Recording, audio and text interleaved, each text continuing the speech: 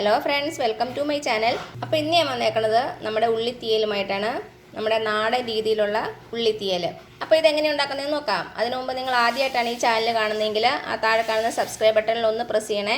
അപ്പോൾ നമുക്ക് നമ്മുടെ ഉള്ളിത്തീയൽ ഉണ്ടാക്കാൻ തുടങ്ങാം. ഞാനിവിടെ ഒരു 1/4 കിലോ ചെറിയ ഉള്ളിയാണ് എടുത്തേക്കുന്നത്.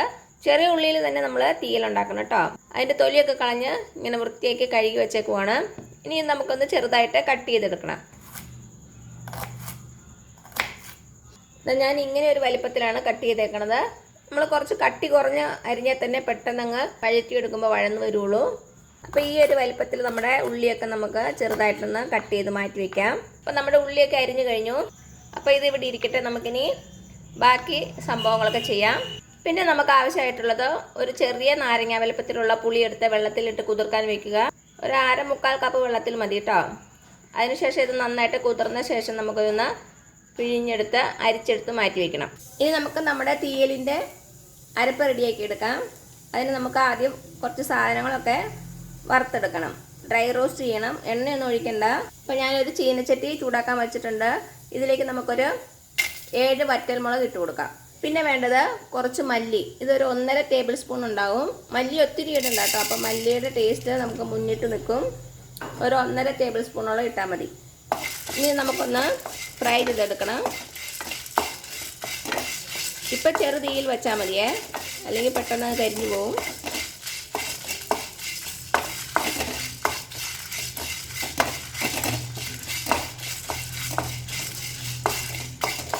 ഇനി ഇതിലേക്ക് നമുക്ക് തേങ്ങ ചേർത്ത് കൊടുക്കാം.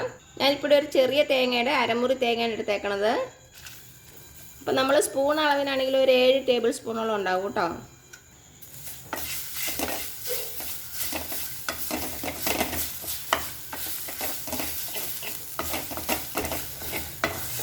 ഇനി ഇത് നന്നായിട്ടൊന്ന് ബ്രൗൺ കളറാകുന്നവരെ നമുക്ക് വറുത്തെടുക്കണം.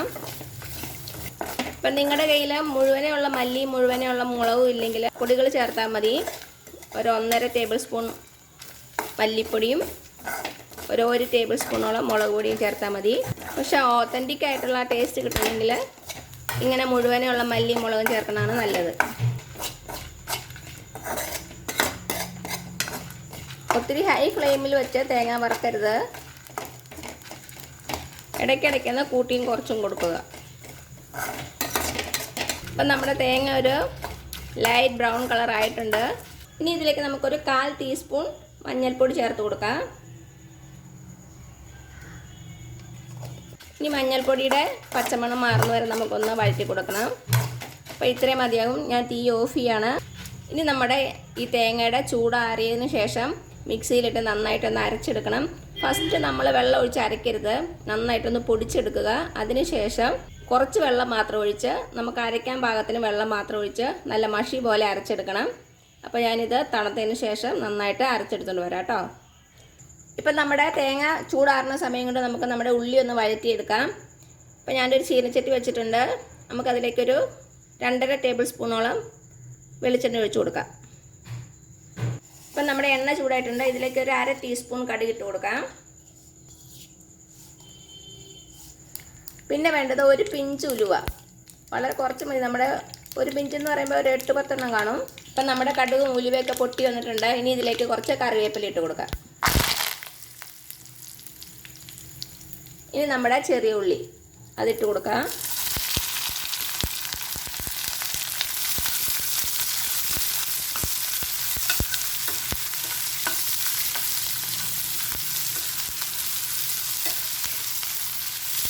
ഇനി നമ്മുടെ ഉള്ളി നന്നായിട്ടൊന്ന് വഴറ്റിയെടുക്കണം. ഒരു ഗോൾഡൻ ബ്രൗൺ കളർ ആകണം. അതുവരെ നമുക്ക് വഴറ്റി കൊടുക്കാം. കുറച്ച് ഉപ്പ് ചേർത്ത് കൊടുക്കാം. അപ്പോൾ തന്നെ നമ്മുടെ ഉള്ളി പെട്ടെന്ന് അങ്ങ് വഴന്ന് കിട്ടും. കുറച്ച് ചേർത്താൽ മതി.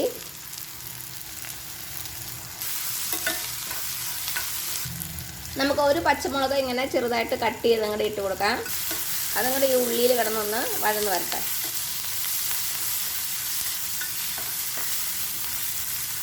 ഈ ഒരു മീഡിയം ഫ്ലെയിമിൽ വെച്ചാൽ മതി. ഇപ്പം എന്താ നമ്മുടെ അരപ്പൊന്ന് പൊടിച്ചെടുത്തുകൊണ്ട് വന്നിട്ടുണ്ട്. കണ്ടോ, നന്നായിട്ട് പൊടിഞ്ഞ് വന്നിട്ടുണ്ട്. ഇനി ഇതിലേക്ക് നമുക്ക് കുറച്ച് വെള്ളം ഒഴിച്ചൊന്ന് നന്നായിട്ട് അരച്ചെടുക്കാം.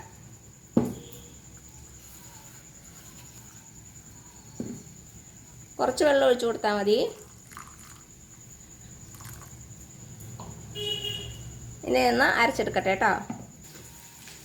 അപ്പം എന്താ നമ്മുടെ അരപ്പ് നന്നായിട്ട് അരഞ്ഞു വന്നിട്ടുണ്ട്. ഇനി ഇതിവിടെ ഇരിക്കട്ടെ, നമുക്ക് നമ്മുടെ ഉള്ളി റെഡിയായി നോക്കാം.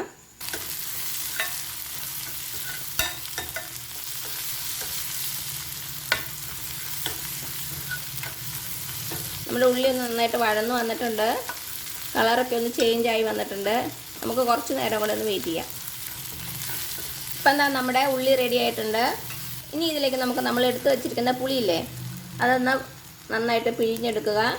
ഇനി നമുക്ക് നമ്മുടെ പുളിവെള്ളം ഇതിലേക്ക് ഒഴിച്ചു കൊടുക്കാം.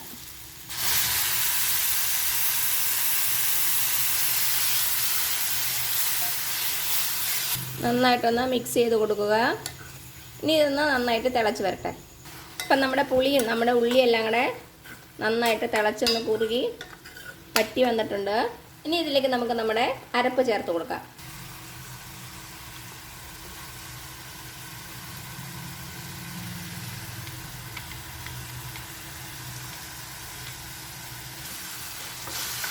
നന്നായിട്ടൊന്ന് ഇളക്കി കൊടുക്കുക. ഇനി ഇതിലേക്ക് നമുക്ക് ആവശ്യത്തിന് വെള്ളം ഒഴിച്ചു കൊടുക്കണം. ചൂടുവെള്ളം മാത്രം ഒഴിക്കാവുള്ളേ. ഒരു 3 കപ്പ് വെള്ളം ഒഴിക്കുക.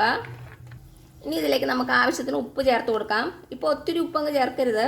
ഇനി നമ്മുടെ കറി കുറച്ച് വറ്റിച്ചെടുക്കാനുള്ളതാണ്. അപ്പോൾ ഉപ്പ് അധികമായി പോകരുത്. നമ്മുടെ വെള്ളം ഒരു പകുതിയെങ്കിലും വറ്റി വരണം. അപ്പോൾ തന്നെ നമ്മുടെ തീയലിൻ്റെ ടേസ്റ്റ് അതിൻ്റെ റിയലായിട്ട് വരുള്ളൂ.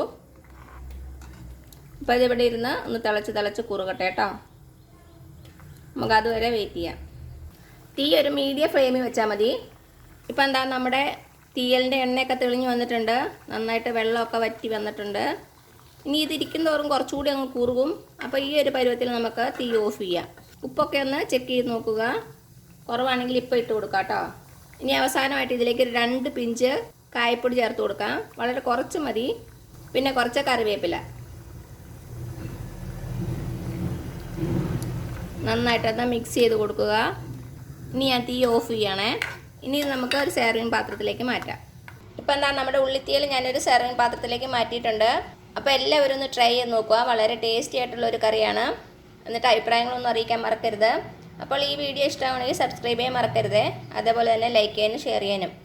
അപ്പോൾ ഇനി പുതിയൊരു വീഡിയോ ആയിട്ട് വരുന്നവരേക്കും thank you so much. By.